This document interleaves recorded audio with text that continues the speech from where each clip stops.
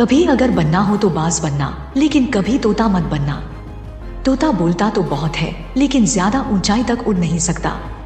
बाज बोलता बहुत कम है, लेकिन सबसे ऊंचाई पर उड़ता है और बाकी पक्षियों का राजा होता है एक बाज।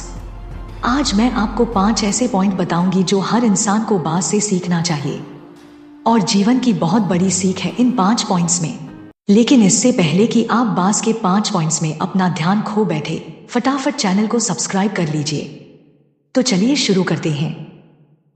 Point number 1, eagle fly alone. बाज अकेले उड़ता है और बाकी पंछियों के मुकाबले सबसे ऊंचाई पर उड़ता है। बाज अकेले उड़ेगा, लेकिन कभी भी चिड़िया और छोटे पंछियों के साथ नहीं उड़ेगा। बाज हमेशा या तो बाज के साथ उड़ता है या फिर अकेला उड़ता है। और इससे हमें यह सीख मिलती है कि छोटी सोच वाले लोगों से हमेशा दूर रहे और अकेले रहो, क्योंकि यही वो समय है जब खुद को जानने का असली मौका मिलता है। पॉइंट नंबर 2, बाज का विजन बहुत ज्यादा क्लियर और बहुत ज्यादा स्ट्रॉन्ग होता है। बाज अपने शिकार को 5 किलोमीटर दूर से ही देख लेता है, और जब एक बार उसे अपना लक्ष्य दिख जाता है तो उसके बाद चाहे कितनी भी मुश्किलें क्यों ना आए, वह अपने लक्ष्य को हासिल करके ही दम लेता है। इससे भी बहुत बड़ी सीख मिलती है कि अपना विजन क्लियर रखो, और चाहे उसे हासिल करने में कितनी भी मुश्किल क्यों ना आए, पीछे मत हटो उस बाज की तरह। पॉइंट नंबर 3, बाज कभी भी मरे हुए जानवरों को नहीं खाता।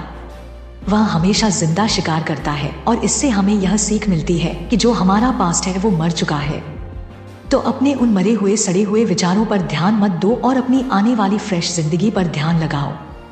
आपके अतीत की जो पुरानी यादें हैं जो आपको दुख पहुंचाती हैं, उन्हें वहीं रहने दो जहां पर वे हैं, और तुम्हारे पास्ट की जगह है तुम्हारे पास्ट में, उसे अपने वर्तमान में जगह मत दो।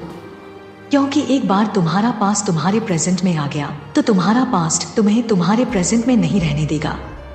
पास्ट में तुम्हारे साथ कितना भी बुरा क्यों ना हुआ हो, वे सभी विचार यानी थॉट्स मर चुके हैं, और उस बाज की तरह बनो जो कभी मरा हुआ शिकार नहीं खाता। पॉइंट नंबर 4, जब आंधी तूफान आते हैं तो बाज बहुत ज्यादा एक्साइटेड हो जाता है। जब बारिश होती है तो सभी पक्षी छिपकर बैठ जाते हैं, लेकिन बाज को इसमें बड़ा मजा आता है। जब तेज हवाएं चलती है तो बाज उन हवाओं की मदद और ऊपर की ओर अधिक ऊंचाई तक उड़ जाता है, और ऊंची उड़ान भरते भरते इतनी ऊंची उड़ान भरता है कि बादलों से भी ऊपर पहुंच जाता है। और इससे एक बहुत बड़ी सीख मिलती है कि मुसीबत में भी मजा ढूंढो। और नेपोलियन हिल ने एक बार कहा था कि हर बड़ी चुनौती अपने साथ एक बहुत बड़ा अवसर लेकर आती है। तो उस बाज की तरह तुम भी अपने अवसर को पहचानो, और जिस दिन तुमने उन अवसरों को पहचान लिया तो सारी मुश्किलें तुम्हारे नीचे होंगी और तुम उन मुश्किलों के ऊपर होगे। पॉइंट नंबर 5, बाज अपने घोंसले में से सॉफ्ट घास को हमेशा निकाल देता है, ताकि बाज का जो बच्चा होता है वो कंफर्टेबल ना हो सके। क्योंकि अगर वो घोंसले में कंफर्टेबल हो गया तो वहीं रहना पसंद करेगा, लेकिन बाज ऐसा कभी होने नहीं देता।